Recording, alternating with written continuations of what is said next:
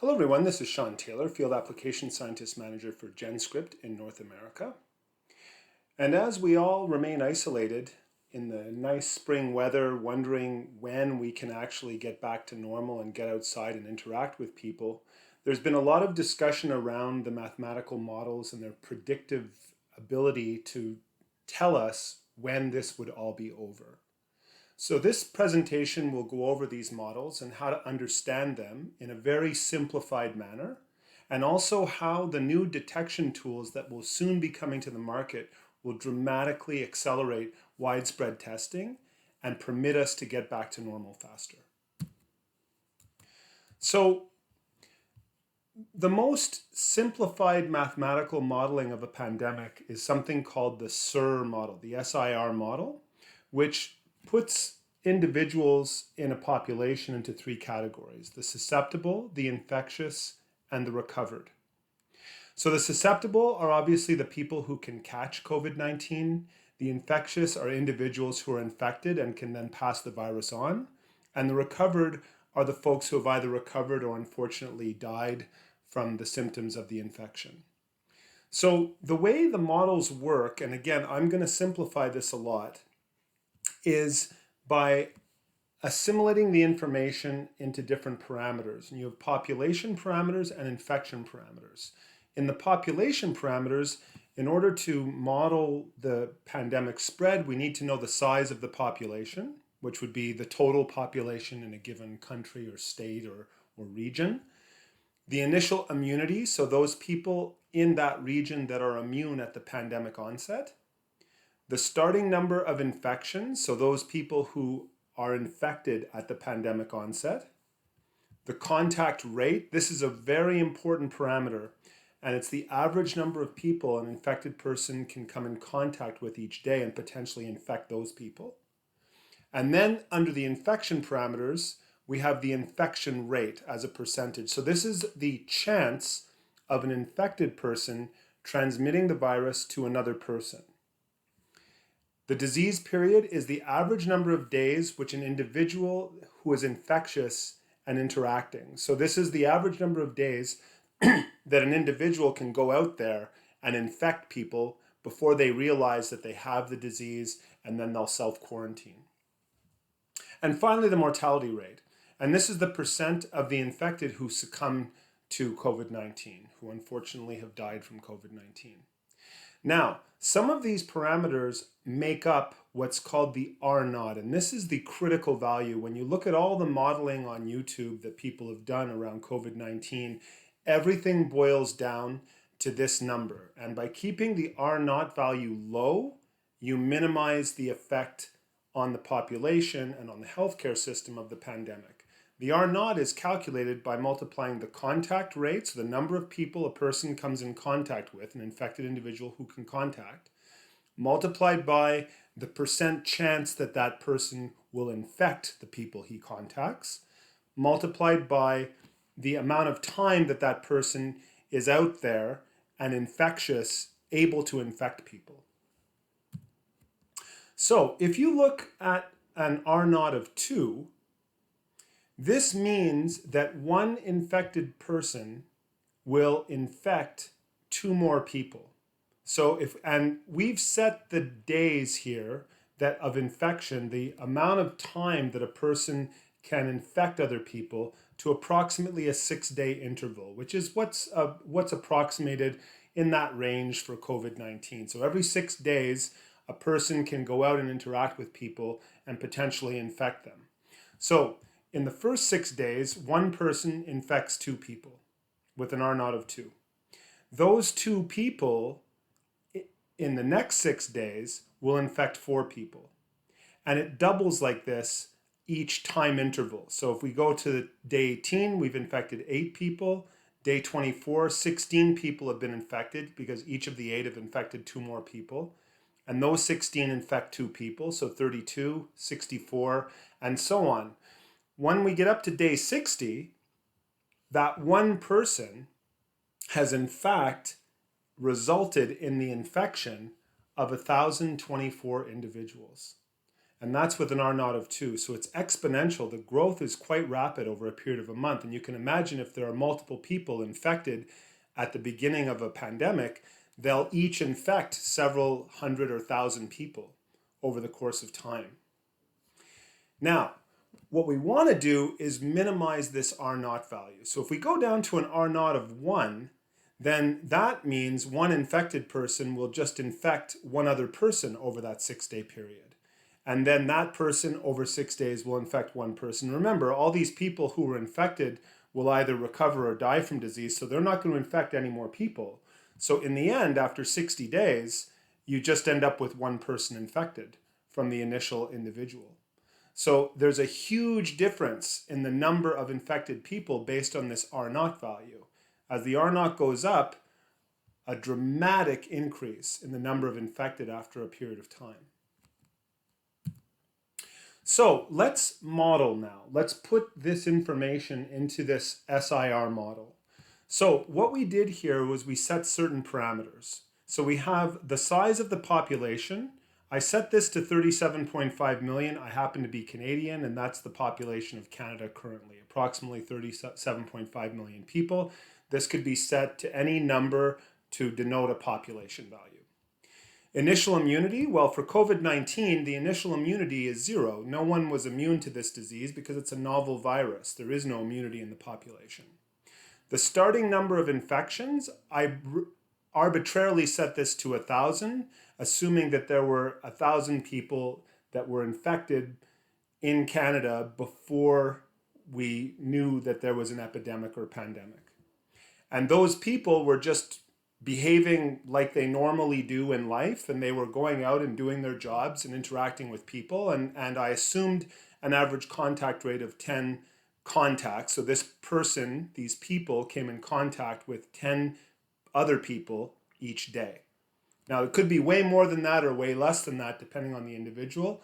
I just chose an average of 10 for this model. The infection rate, again, this is an arbitrary number, but it's based on the odds of this person, an infected individual, infecting other people when they come in contact. So I'm assuming a 5% chance. There's a 5% chance of an infected person to actually transmit the disease to an uninfected person when they come in contact with them. The disease period, again, for COVID-19 is approximately 6 days. This is the time it takes, the time an infected individual interacts with the population before they become symptomatic or that they start to self-quarantine. So 6-day period of being able to infect other people. And then a mortality rate of 1%, which is what's generally assumed for COVID-19.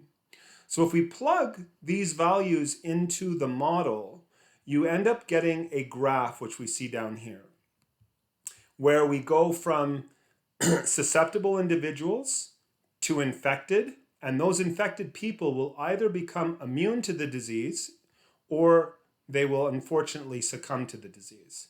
Now, I ran this model, and this is the end result of the model. So this would be in a situation where there was no social distancing at the start of an epidemic. So there's no social distancing. We're not practicing anything. We don't realize that we have a serious issue with the infection, and we're just going about our business.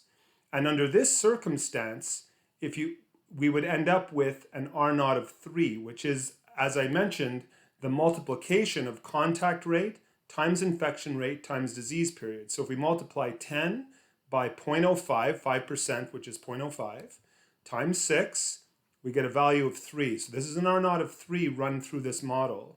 And you can see here that in millions of people, we started off at the beginning, day 0 of infection, at our 37.5 million people. And then as the days go on, the number of susceptible people decreases because they're becoming infected. The red line is the infected people. And the number of immune people is going up because they go through their infection and then they become immune or they die. So the susceptibles goes down, the immune go up over a period of time in days, and the red line is the number of infected through that period of time. Now you can see this is the peak that everyone's talking about, the apex. And this apex, this peak in this particular model comes up at around 35 days or so. And it's a very high peak, about 10 million people at maximum height of peak were infected at a given time, which is a lot. And the number of people who died was 354,000, and they will all die during this period of infection, which is from day 20 to about day 50. So that's over a 30-day period, which would overwhelm the healthcare system.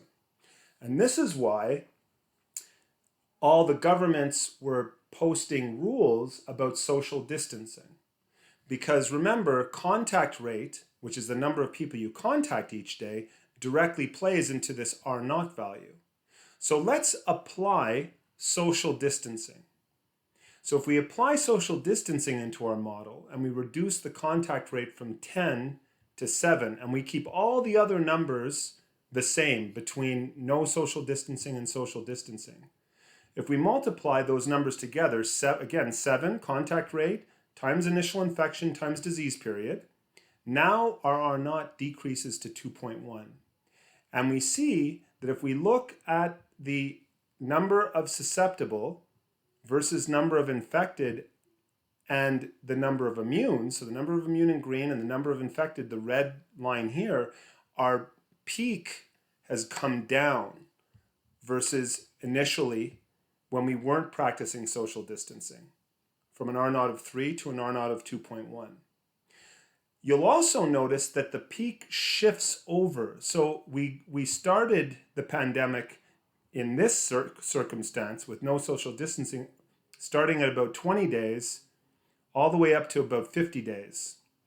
Now we're starting at about 35 days, all the way up to about 90 days. So you can see we've moved the peak. The start of the pandemic has started later, and the peak is much more shallow over a longer period, permitting the healthcare system to respond to all these patients that are going to come in. So this is a good thing. By social distancing, we've affected this. Now these results up here and up here are the end result of the numbers that are modeled. So at the very end of the pandemic, there'd still be, without social distancing, about 2 million people that would be susceptible and about 35 million people who are immune to this disease, and unfortunately, a large number of people who would have died.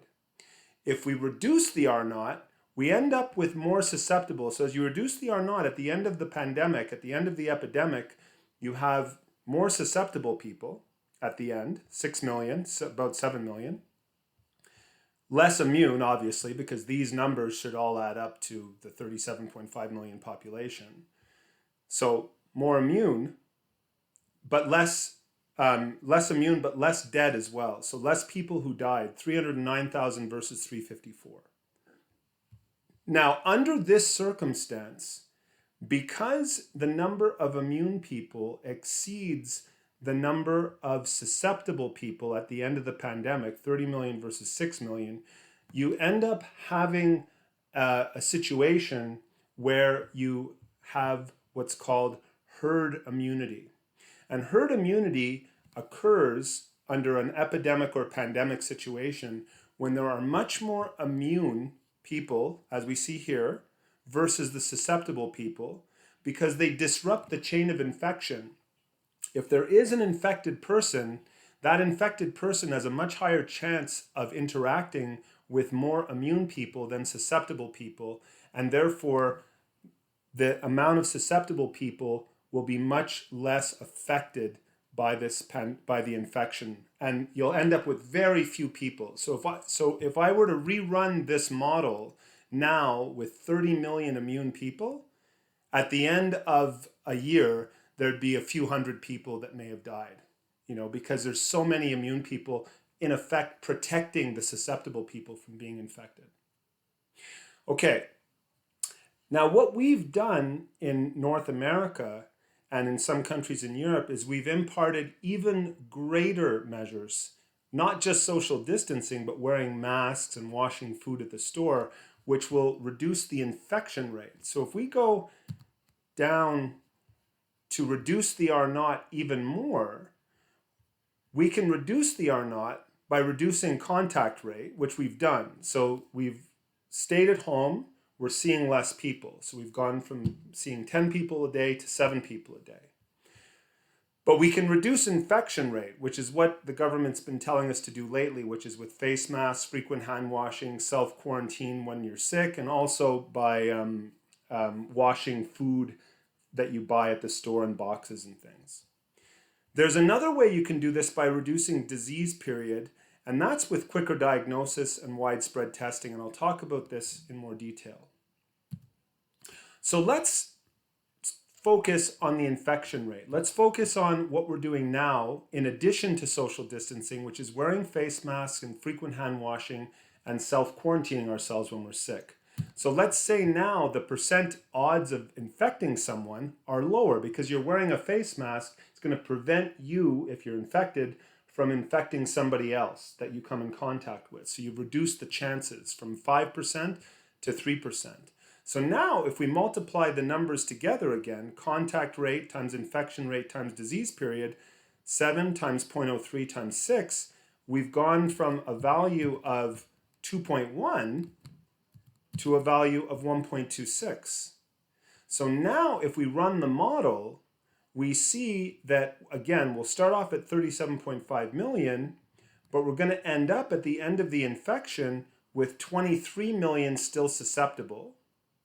We'll have started off with no immune, and at the end of infection, we'll end up with about 14 million immune individuals. And only 143,000 people will have died at this R naught level. We'll have pushed the curve even more over where the pandemic really started. The peak of infection only came at about 6 months down the road. And it was a very shallow curve versus the one we see here, which helps the healthcare system even more. So this is a very good thing. By reducing the R naught, by doing all these measures, we've dramatically reduced the number of infected people and permitted the healthcare system to respond.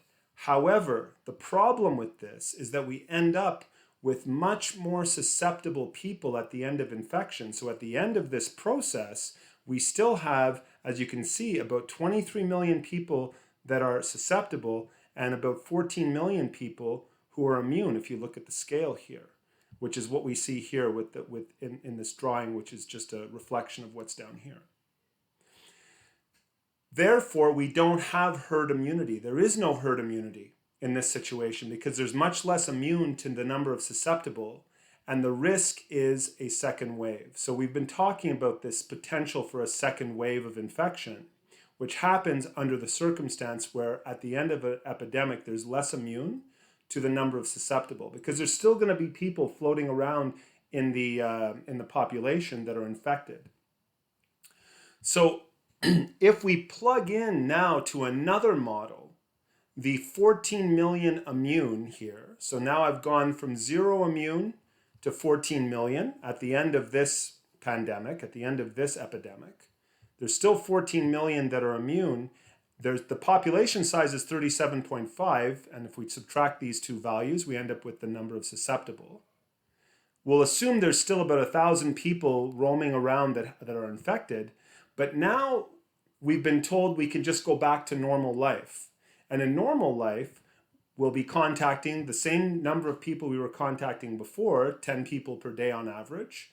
The infection rate will go back up to 5% because we're no longer wearing masks. We're no longer taking care to isolate ourselves when we're sick.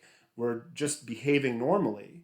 And the disease period will remain at 6 days with a mortality rate of 1%. If we multiply again these numbers, contact rate times infection rate times disease period, we end up with an R naught of 10 times 0.05 times 6, which is 3. Our R naught's gone way up.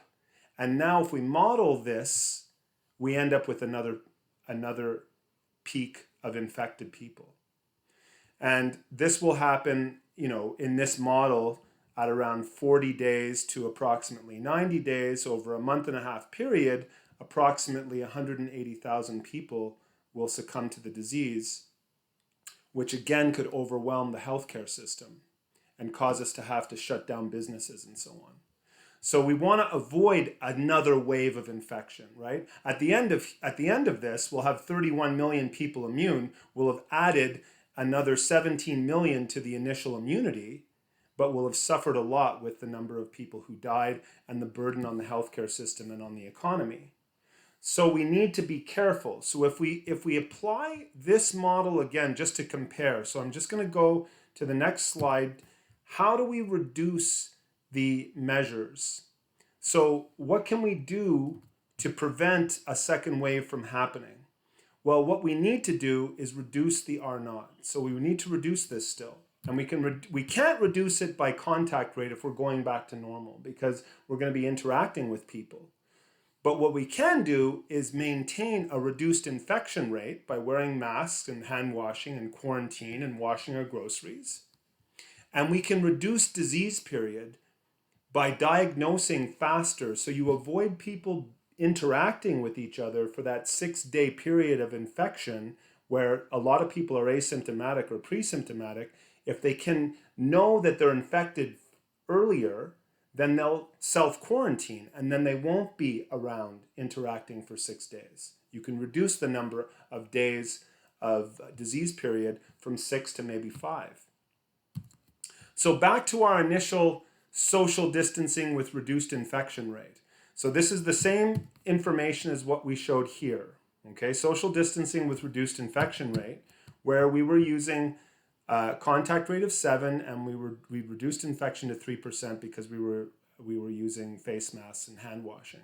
And again, we get a large number of susceptibles to 14 million immune. But let's avoid a second wave of pandemic by maintaining vigilance. Let's be vigilant and let's maintain a reduced infection rate by keeping the face mask when we're sick, by staying home when we're sick, and by washing our hands and washing our groceries. And let's also reduce the disease period by faster, better diagnosis, maybe at-home kits so we can test ourselves on a fairly regular basis to be sure we're not infected and that we self-quarantine. And that will reduce the R naught. If we multiply the numbers together again, 10 times 0.03 times 5 is 1.5. And we end up having no new epidemic. The lines are just flat. The number of susceptibles pretty much stays the same and the number of immune stays the same. So at the end of the epidemic, we have approximately the same number of people who were immune versus susceptible. You only have about 100 or so people who died. And this is what we need to do to avoid a second wave. Be vigilant. Stay on top of this so that the R naught value doesn't go back to normal behavior where we have an R naught value of 3. So there are countries that are successfully doing this. Hong Kong, South Korea, Japan, Singapore, and Taiwan are very good examples of what we can do to help ourselves. And they've kept the R naught low by initially applying strict travel and social distancing protocols. Now this is going to eventually end if we expect to go back to normal in society. But there are other things that they've done to help keep infection rate and disease period down, which is encouraging people to wear masks, which keeps the infection rate down, initiating mass testing and tracking individuals, which keeps the disease period down. So lots of mass testing and quarantining of the infected, uncovering all people connected with infected people, implementing an app to track infection. All of these things reduce disease period because it permits people to know they're infected much earlier so that they don't go out and spend time interacting with individuals when they're sick. Also, they implemented organizations that are strictly dedicated to tracking and locating infected people in society with whom the infected interacted with by detailed phone conversations and tracing phone and credit card records. And this also reduces the disease period to permit us to reduce the R naught. So, reducing the disease period is primarily done with mass testing. And that's why mass testing is so important to avoid the second wave of an epidemic. Now, mass testing cannot be done with routine blood tests or chest imaging because that takes too long. You have to go to a hospital, you have to see doctors to do these kinds of things, and it's very expensive. It can be done using molecular methods for detection, like nucleic acid detection or serology detection. So, when we talk about the molecular tests post-infection, it's all about looking at the various time frames post-infection that you can perform these tests. So if we look here at the time an individual is infected versus what's going on, initially, right after infection, there's a lot of virus in the individual. And it's easy to detect the viral nucleic acids, so the RNA from the virus, using a test called qPCR. And that's a very sensitive test, and that's a very early detection while the patient is just initially infected. The problem with a qPCR test is that it requires a lot of technical skill and equipment to do this test, and you have to sample the individual potentially at a hospital or send a sample somewhere, so it can take a lot of time to get the result. Alternatively, patients also, during infection, they initiate an immune response and then they develop antibodies to the virus. And those are called, these ones here, IgM and IgG. So the initial immune response is with IgM antibodies that are released. This is your natural immunity. These are antibodies that you generate to respond against infection. And then the IgGs come later for longer term immunity. So these two antibodies can be detected using what's called an antibody or serology test. So typically it's recommended that both tests are performed to confirm COVID-19 in infected patients, just to cross-reference.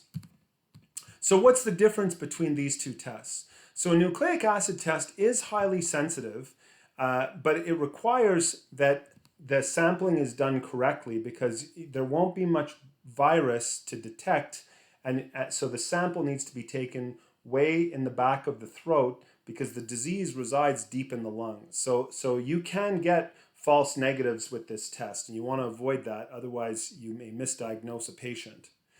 But it does reduce the disease period by revealing very early an infected person who can immediately self-quarantine. And this is what the data looks like. It's these amplification curves. And by seeing where these amplification curves rise up, you can assess whether the person is infected or not by the disease. Then there's serology testing. These are antibody-based tests to detect those antibodies, the IgG and IgM, generated during a natural immune response.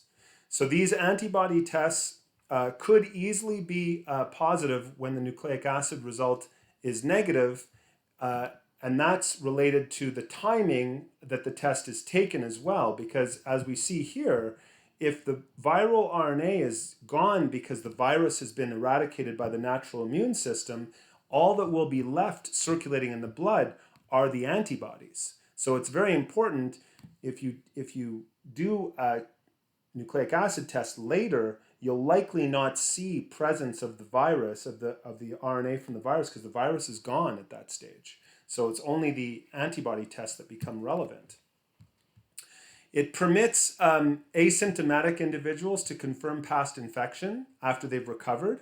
So this, because the antibodies reside so much longer after infection, you can have this test even if you've already been infected even a week or two ago, and it will be a positive test. And that way you can go back and track the people you've interacted with to see if any of the people you've interacted with are now infected, and they can self-quarantine. So it reduces disease period by tracking and isolating potentially infected people. Unfortunately, the current tests on the market for this require complex equipment and training, and therefore are not practical to get data quickly to people who are infected so they can self-quarantine. So this brings me to a new test that's coming out. And this is one that JenScript is launching imminently. And it's called a lateral flow test. And this is very similar to a pregnancy test, where you can put a drop of blood in the sample inlet port here. And then after a period of about 15 minutes, you'll see 2 or 3 red bands here, which will denote whether you're positive or negative. It's a 15-minute test. And it contains a little buffer to add with the blood, a little bit of transfer equipment to transfer the reagents onto the spot, and some lances to lance your finger. It's a drop of blood from the finger and some transfer capillaries. So none of this requires any types of machines to run this. This all comes in this kit, so it can be done easily in a doctor's office or by an individual without any extensive training. The way this works is the blood is added onto the sample pad, which is here. So underneath all this plastic is a nitrocellulose membrane that kind of looks like this. So when the blood is added to the pad, it wets the pad, and then the blood will flow across this membrane. And as it flows, the IgG and IgM antibodies generated by natural immunity will pick up a colored marker. So this is the spike protein from the virus itself that these antibodies recognize. And this spike protein is coated with a color. So there's a colorimetric, it's called colloidal gold, and it's covalently bound to the spike protein. So when the antibodies bind to the spike protein, obviously the colloidal gold will be picked up with the spike protein. So now the antibodies are in effect labeled with a color. And as they continue to flow, the IgG antibodies generated by natural immunity will bind at a particular line here because there's an anti-IgG antibody that's laid down here. So they'll concentrate. The IgG antibodies bound to this colloidal gold will concentrate, and as they concentrate, that red color will become darker and darker and become visible. As the sample continues to flow, the IgM antibodies will then bind here because there's an anti-human IgM monoclonal antibody here which binds to the IgM. And again, the IgM is bound to the colloidal gold, so the IgMs will concentrate here and give a red band.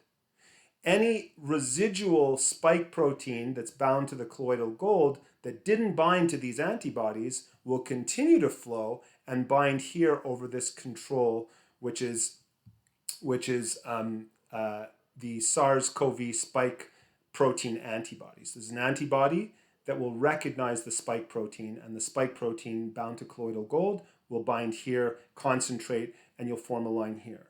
So if you have any positive result should obviously have the control because there should be residual spike protein bound to the colloidal gold all the time.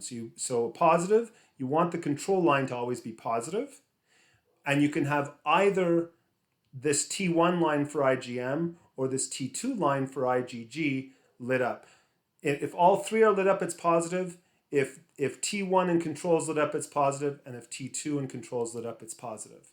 So this is a 15-minute test that can be literally done anywhere for widespread testing. This is what we need to reduce that value of D, which is the amount of time it takes to know that you have the disease periods. We want to go from 6 days to 5 days to 4 days by early testing, so we know that we're sick and then we can do something about it.